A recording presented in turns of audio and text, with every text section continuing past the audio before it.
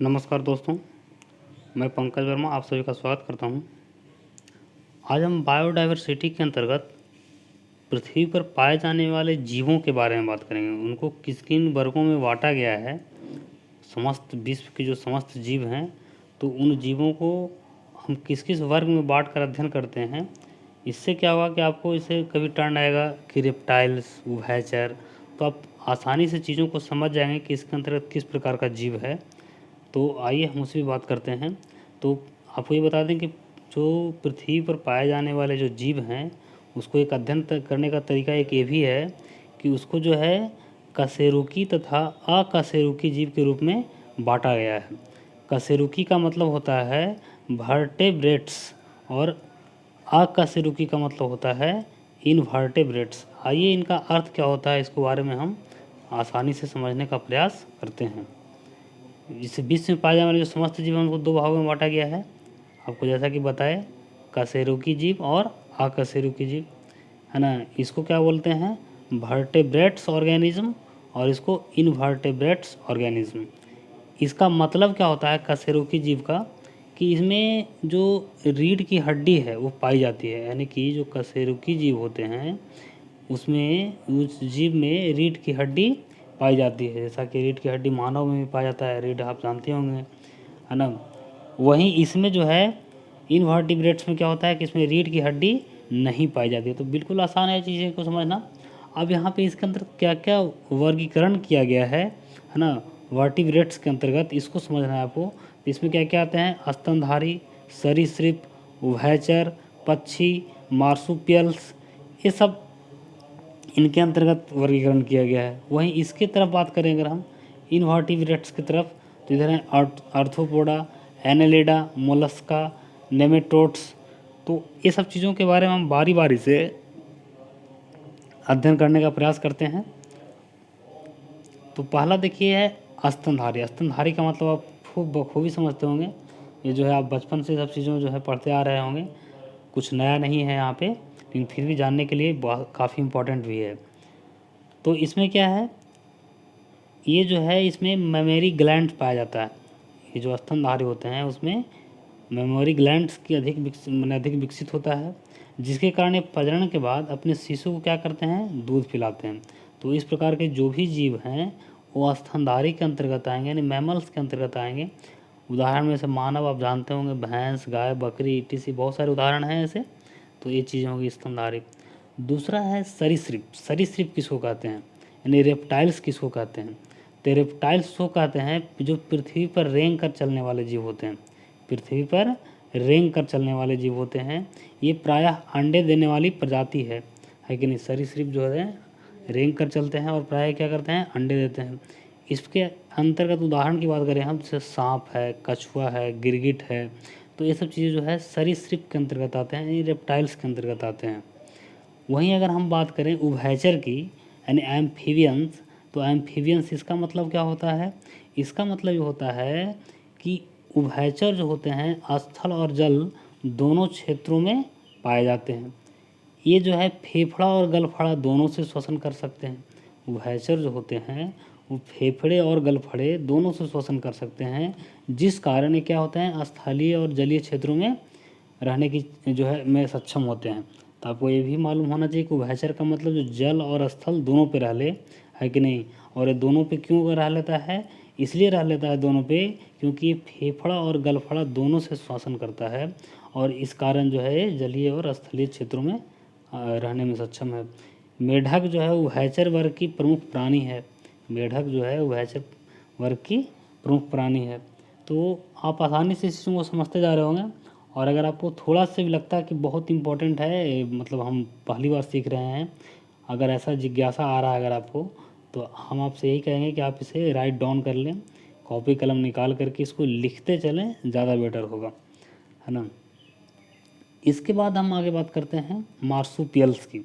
Marsupials क्या होते हैं, इसको समझिए। ये जो है अपने अविकसित शिशुओं को जन्म के बाद अपने पेट के पास थैलीनुमा स्थान में रखते हैं। यानी इसे देखिए, अब मान ली गाय बच्चा देती है, तो बच्चा जो है बिल्कुल गाय से अलग हो जाती है ना। उसी प्रकार से मानव में भी होता है। तो यहाँ पे केस क्या है कि ये जो है बच्चे को जन्म देने के बाद बच्चा इसके शरीर से अलग नहीं होता है, इसमें एक थैलीनुमा बाहर की ओर रचना पाई जाती है और उस थैलीनुमा रचना में ही कुछ दिन तक बच्चे जो हैं रहते हैं और उसके बाद जो विकसित हो जाते हैं तब वो फिर जो है माँ से अलग होते हैं। तो यहाँ पे इसका एक बहुत बड़ी विशेषता है कि ये अपने अविकसित शिशुओं को जन्म के बाद अपने पेट के पास एक थैलीनुमा स्थान में ही रखती है। जो मार्सुपियल्स के अंतर्गत जो भी जीव आते हैं जब तक ये विकसित न हो जाए तब तक उसमें रखा जाता है। इसमें सबसे इम्पोर्टेंट है कि इसमें उदाहरण क्या है। इसका उदाहरण की बात करेंगे तो कंगारू, क्वाला, पॉसम, बॉम्बैट, एटीसी ये सब उदाहरण है। ये सब जीव जो है आप लोग सुने होंगे कि ऑस्ट्रेलियाई टीम को कंगारू कहा जाता है ना। तो इस क्यों कहा जाता है, क्योंकि वहाँ कंगारू पाया जाता है, इसलिए उसको जो है कंगारू कहा भी जाता है। तो प्रमुख क्षेत्र जो है ये सब जीव कहाँ पाए जाते हैं मुख्यतः, तो मुख्यतः ये ऑस्ट्रेलिया में पाए जाते हैं। इसके अलावा फिर न्यू गिनी है, वहाँ पाया जाता है। इसके अलावा साउथ और नॉर्थ अमेरिका में पाया जाता है। साउथ अमेरिका और यानी उत्तरी अमेरिका और दक्षिणी अमेरिका में भी कुछ मात्रा में पाए जाते हैं। मुख्यतः ज़्यादा कहाँ पाए जाते हैं, ऑस्ट्रेलिया में पाए जाते हैं। इस चीज़ को भी आप ध्यान रखिएगा, है ना। इसके अलावा एक अगला जो है वर्टेब्रेट्स के अंतर्गत एक है अंडे देने वाला स्तनधारी। ये काफ़ी इंपॉर्टेंट है, इसको ध्यान रखिए। इसका उदाहरण ही जो है आप सिर्फ याद रखिएगा। अंडे देने वाले स्तनधारी के अंतर्गत आते हैं डक बिल्ड प्लेटिपस, ध्यान रखिएगा, डक बिल्ड प्लेटिपस। और इसके बाद दूसरा एक उदाहरण इसमें प्रमुख जंतु है स्पिंग एंट ईटर, स्पिंग एंट ईटर। तो ये जो जीव हैं ये अंडे देने वाले स्तनधारी।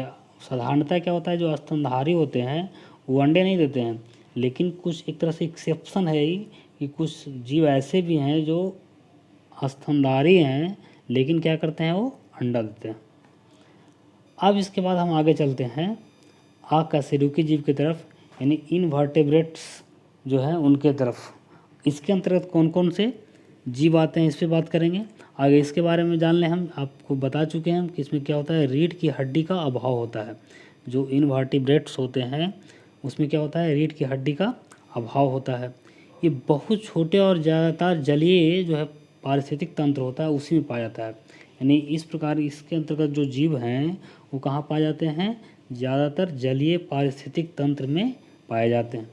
अब इसके अंतर्गत जो वर्गीकरण किया गया है उस वर्गीकरण में आपको समझना है कौन कौन से जीव आते हैं, कौन कौन से वर्गीकरण किया गया, किस किस प्रकार का वर्गीकरण है, इसको समझने का हम प्रयास करते हैं। तो इसमें पहला है आर्थ्रोपोडा। आर्थ्रोपोडा का मतलब क्या होता है कि ये कीट जो है विश्व के किसी भी आवास के अनुरूप अपने आप को ढालने में सक्षम है। इसकी सबसे बड़ी विशेषता ये है कि आर्थ्रोपोडा के अंतर्गत जो जीव आते हैं वो विश्व के किसी भी तरह के टेम्परेचर जलवायु को झेलने के लिए वो झेलने में सक्षम होते हैं, है ना। वो अपने आप को जो है काफ़ी आसानी से जो है उस पर्यावरण या उस टेम्परेचर में जो है अपने आप को ढाल लेते हैं। इसके अंतर्गत उदाहरण के तौर पर देखें तो तिलचट्टा आप जानते होंगे, मच्छर, मक्खी, झींगा, केकड़ा, ये सब जो है आर्थ्रोपोडा के अंतर्गत आते हैं। ये काफ़ी इंपॉर्टेंट चीज़ें हैं ये सब। जैसे आपको वन लाइनर एग्ज़ाम में, वनडे एग्ज़ाम में भी जो है इस प्रकार के क्वेश्चन पूछे जाते हैं कि निम्न में कौन सा आर्थ्रोपोडा के अंतर्गत नहीं आता है या कौन आर्थ्रोपोडा है। तो ये सब चीज़ें आप ध्यान रखिएगा। पृथ्वी पर जितनी प्रजातियां पाई जाती है उसका 2/3 प्रजाति जो है इसी की संख्या है, उसमें 2/3 संख्या इसी की है। इसी से आप अनुमान लगे किसी कितनी संख्या है ना। इसके अलावा जो है हम नेक्स्ट इसमें है एनेलिडा। एनेलिडा इसमें क्या होता है, इसका मतलब क्या होता है कि ये जो है रिंग के आकार का रूप धारण करने में सक्षम होते हैं। एनेलिडा जो जंतु होते हैं वो रिंग के आकार धारण करने में सक्षम होते हैं। जैसे इसमें उदाहरण होता है जोंक, केचुआ। अब ध्यान रखिएगा, जैसे हम बात करेंगे सांप की, तो सांप जो है वो कशेरुकी जीव में है, इसमें जो है रीढ़ पाया जाता है। और यही केचुआ, ये भी रेंग कहीं चलता है, केचुआ भी जो है रेंग कहीं चलता है, लेकिन इसमें रीढ़ नहीं पाया जाता है, इसलिए ही एनेलिडास की श्रेणी में रखा गया है। तो इस चीज़ में कन्फ्यूज मत कीजिएगा, है ना। इसके अलावा हम बात करें आगे मोलस्क की। इसके अंतर्गत क्या होता है, तो मोलस्क में जो है ये मुलायम और लचीले होते हैं। इसमें फेफड़े विकसित होते हैं। इसमें क्या होते हैं, फेफड़े विकसित होते हैं और ये 2 प्रकार के होते हैं। ये जो है एक स्थलीय भाग पर रहने वाले होते हैं और एक जो है जलीय क्षेत्र में रहने वाले होते हैं। जो स्थलीय भाग पर रहते हैं उसके अंतर्गत एग्जाम्पल में हम घोंघा को ले सकते हैं, है कि नहीं। के जो है घोंघा इसके अंतर्गत आते हैं। इसके अलावा जो जलीय क्षेत्र में रहते हैं वो होते हैं ऑक्टोपस होते हैं, है कि नहीं। तो यहाँ पे ध्यान क्या रखना है कि ये मुलायम और लचीले होते हैं और इसमें फेफड़े जो है विकसित होते हैं। इसका ये 2 प्रमुख क्राइटेरिया है ना, मोलस्क का वर्गीकरण करने का। अब इसके बाद हम नेमोटोड्स के बारे में बात करते हैं। नेमोटोड्स क्या होते हैं? ये भी जो है अकशेरुकी जीव यानी इनवर्टिब्रेट्स के अंतर्गत इसको रखा गया है। तो इसका शरीर भी क्या होता है? लचीला और धागेनुमा होता है, यानी कि धागे की तरह होता है। इसका शरीर कैसा होता है? लचीला और धागे की तरह होता है। इसके अंतर्गत क्या होते हैं? गोल कृमि, फीता कृमि, पीन कृमि, यानी जितना भी वर्म टाइप के जो जीव होते हैं, वर्म टाइप के जो जीव होते हैं वो सब जो है नेमोटोड्स में रखे जाते हैं। तो आप इन चीज़ों को काफ़ी बेहतर तरीके से माइंड में रखिएगा। आपको जैव विविधता पढ़ने के अंतर्गत जो जीवों के नाम आएंगे, है ना, उसकी जो एक कहने का मतलब एक वर्गीकरण कभी कभी आएगा कि इस तरह के जो जीव होते हैं वो यहाँ पाए जाते हैं। तो आप आसानी से मन में विजुअलाइज कर लीजिएगा कि कौन से जीव जो है किस श्रेणी को हैं और इसकी क्या विशेषता है, सबसे बड़ी बात, है ना। तो इन चीज़ों को आप समझ के ध्यान रखिएगा। तो आज के वीडियो में सिर्फ हम इतना ही। अगर आपको वीडियो अच्छा लगा तो आप इसे लाइक करें, अपने दोस्तों को शेयर करें। धन्यवाद।